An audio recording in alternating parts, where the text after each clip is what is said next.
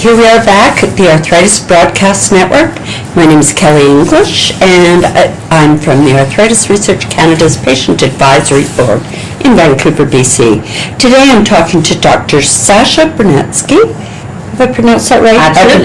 Check to begin with. Senior Scientist, Infectious Disease and Immunity in Global Health Program, Center for Outcome Research and Evaluation, and Professor of Medicine in McGill University. Welcome. Thank you. I was reading a bit before I started interviewing you.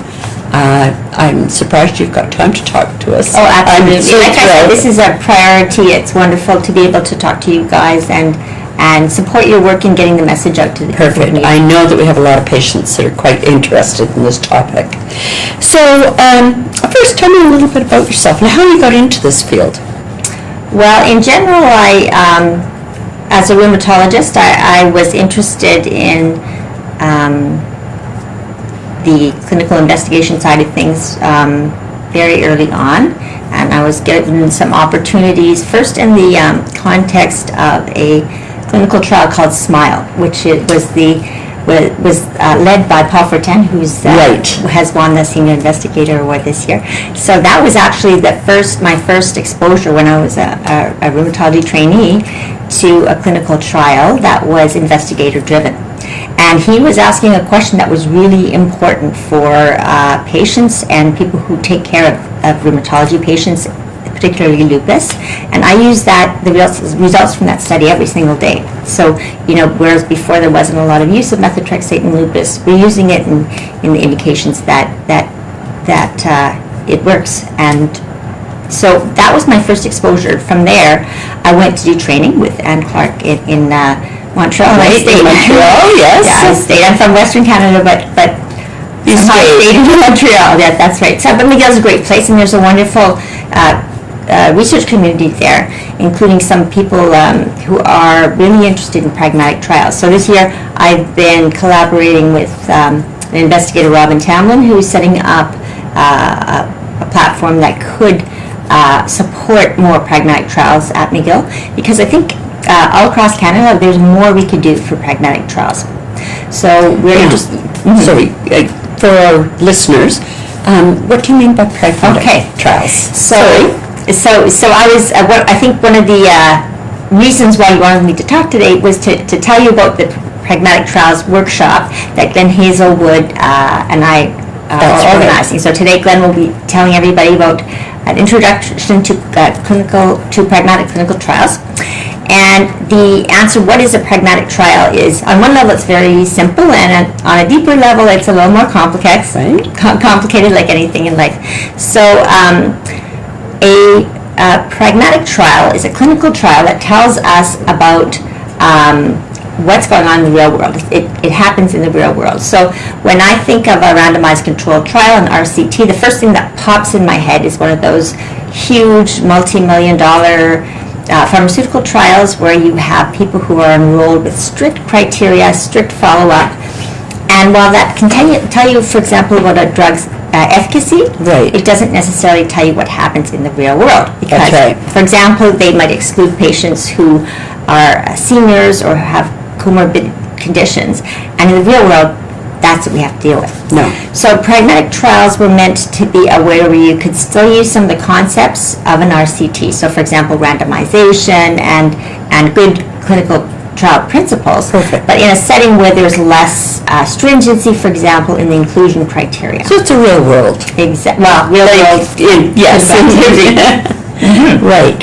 So the trial that you're working on, you'll be presenting that today? So in fact, what it is a workshop that will bring together those that are interested. So we have people from, when we developed the workshop idea, we were thinking about clinical investigators, but there will be some trainees and maybe some patient representatives and other people, because it's a broad topic. Right. And so Glen's going to present the principles of a pragmatic trial, and then we're going to brainstorm a little bit about what we as a Canadian rheumatology community need in terms of upping our game for pragmatic trials in rheumatology in Canada. Canada. So Glen and I are proposing, and I would say that Glen is the primary lead here, but I'm so glad to be a small part of this.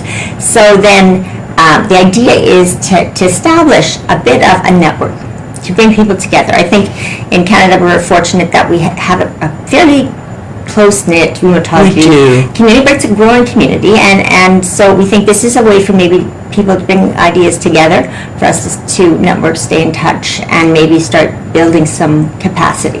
Great, that makes sense. And can you tell us more about CANAIM and the Drug Safety Efficacy Network as well? Yeah, so there are other things various things that I do, and one of them is leading the CANAIM team. So the Drug Safety and Effectiveness Network is an entity that brings together Health Canada and other regulators from the provinces in various levels, and Canadian Institutes of Health Research, or CIHR, which is our federal funding agency for research.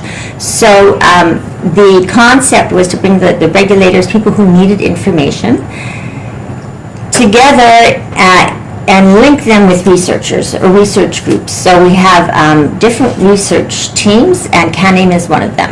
And CANAIM is serving the role of trying to identify and create opportunities for research using what we call clinical cohorts. So there's lots of ways to do research, but our approach is to be aware of the opportunities that we have at hand to use research cohorts. So as you may know, in Canada we have some wonderful research cohorts, especially in rheumatology. We do. So our first CANAIM project was in rheumatology, and we have ongoing right now a biosimilars registry.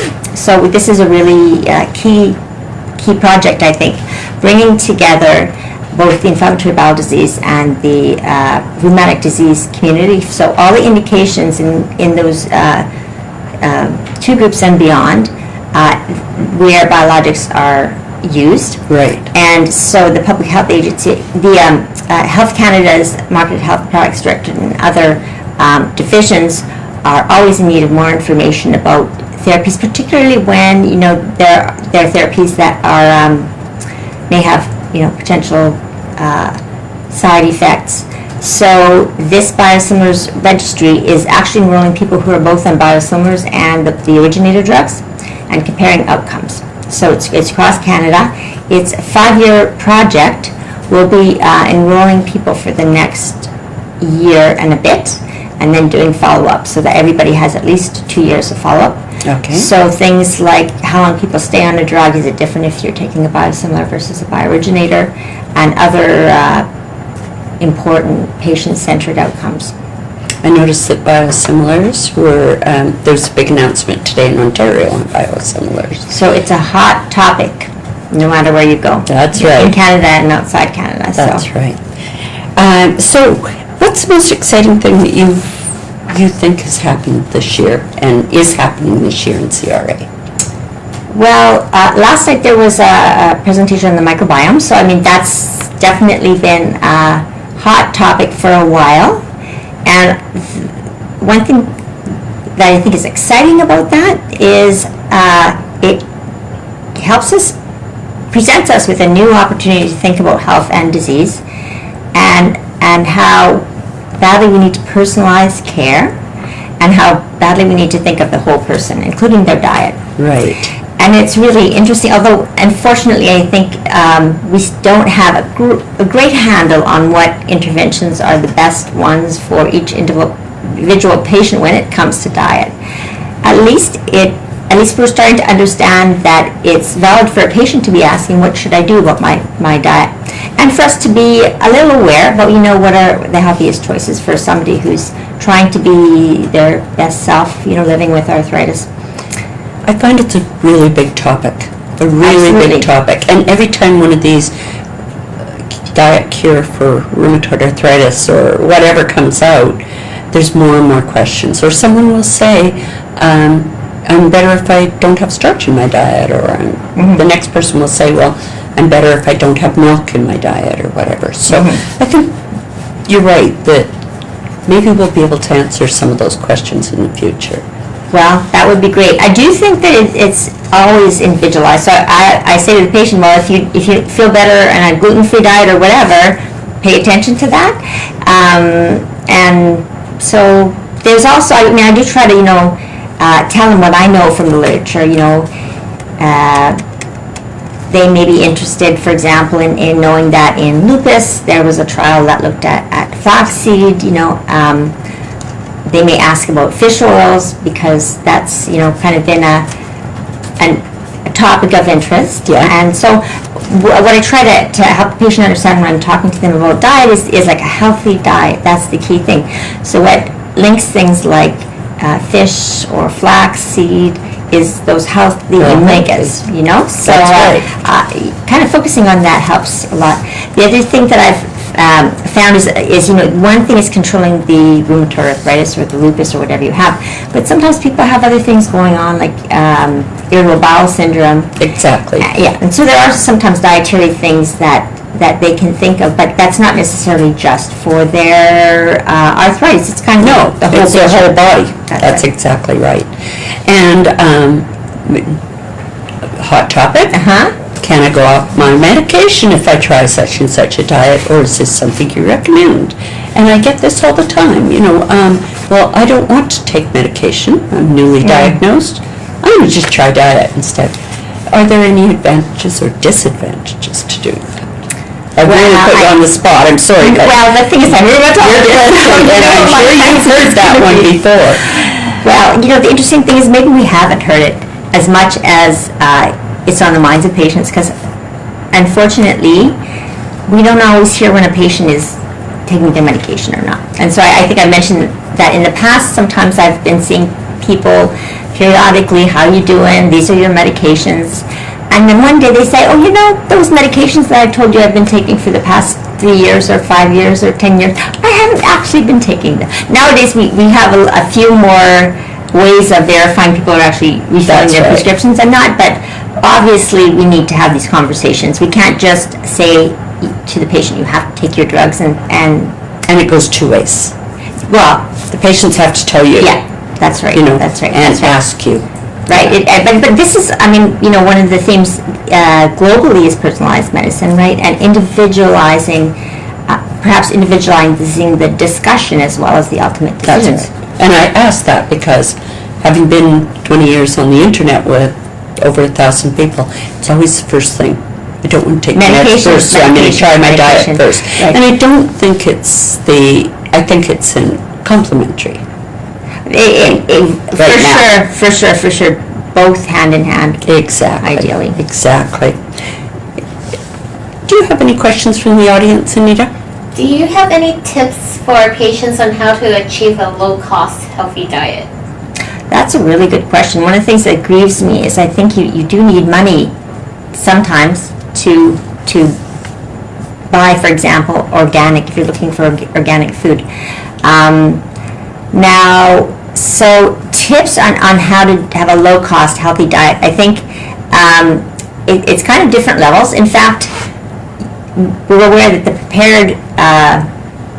prepared products like a can of soup versus just making your own soup from scratch is going to be cheaper in the long run to make things from scratch. So making things from scratch probably is the healthiest way to have is probably the healthiest cost-efficient way to take charge of your health. The problem is you have to have the time to do that. So maybe that means you change how you eat,